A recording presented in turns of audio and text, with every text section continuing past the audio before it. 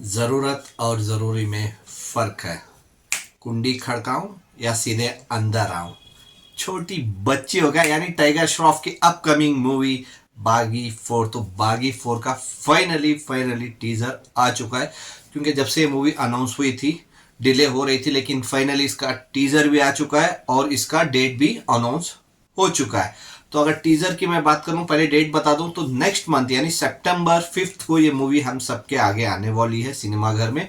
तो देखते हैं जब मूवी आएगी। लेकिन अगर टीजर की बात करूं, देखो टीजर में एकदम मतलब आप बोल सकते हैं मार्को एनिमल, मतलब मार्को और एनिमल की दो मूवीज की इसके लिए मैं बात कर रहा हूँ, क्योंकि जैसे उन दो मूवी में था वैसे ही इसमें भी बहुत एक्शन दिखाया गया। मतलब बहुत, मेरे हिसाब से शायद इसको ए सर्टिफिकेट मिल सकता है, क्योंकि अभी देखो कूली मूवी को ए सर्टिफिकेट मिला है। तो जाहिर सी बात है इसमें जैसे टीजर में दिखाया गया है, तो डेफिनेटली इसको भी ये सर्टिफिकेट ही मिलेगा टाइगर श्रॉफ की मूवी बागी 4 को। लेकिन सबसे बड़ी बात यह है कि लोगों को शायद प्रोड्यूसर और डायरेक्टर बेवकूफ समझते होंगे, क्योंकि देखो ये मूवी के नाम चल गई तो उसी के नाम से लाइन लगा देते। मतलब नाम तो चेंज करो, जब आपकी मूवी पहली मूवी से कनेक्ट ही नहीं रहती, कुछ भी कनेक्ट नहीं रहती। अगर मैं बागी की बात करूं तो ये बागी 4 है, तो 4 मूवी अगर इसको मिला के, तो बागी 1 में थी श्रद्धा कपूर के साथ, तो वो अलग हो गई। दूसरी मूवी आई जो टाइगर श्रॉफ की थी, तो उसमें वो अलग मूवी थी, मतलब पहले पार्ट अलग थी, दूसरा पार्ट अलग थी। फिर तीसरी पार्ट आई, फिर उसमें श्रद्धा कपूर आ गई, तो वो पार्ट अलग थी, वो कहानी अलग थी। फिर अभी आ रही है पार्ट 4, यानी पैंडेमिक से पहले आई थी पार्ट 3, तो अभी आ रही है पार्ट 4। तो नाम तो अलग कर दो, जब कहानियां ही नहीं मिलती है तो सिर्फ नाम डाल देते हैं। जैसे मैं बोलता हूँ, या तो किसी की बॉय पिक बनती है बॉलीवुड में, या तो जो सीक्वल रहता है उसके नाम से चिपका देते हैं, या फिर रीमेक बनती है, और कुछ नहीं। ज्यादातर वही हो रहा है हिंदी इंडस्ट्री में यानी बॉलीवुड में, तो ये भी वही है। तो ये 4th मूवी है बागी 4।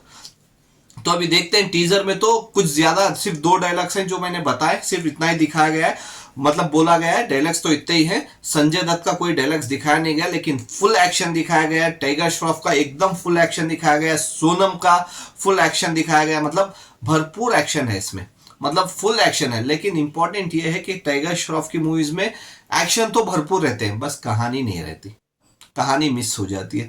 तो देखना पड़ेगा इस मूवी में क्या होता है, क्या कहानी भी रहेगी एक्शन के साथ साथ, जो बहुत इंपॉर्टेंट रहता है।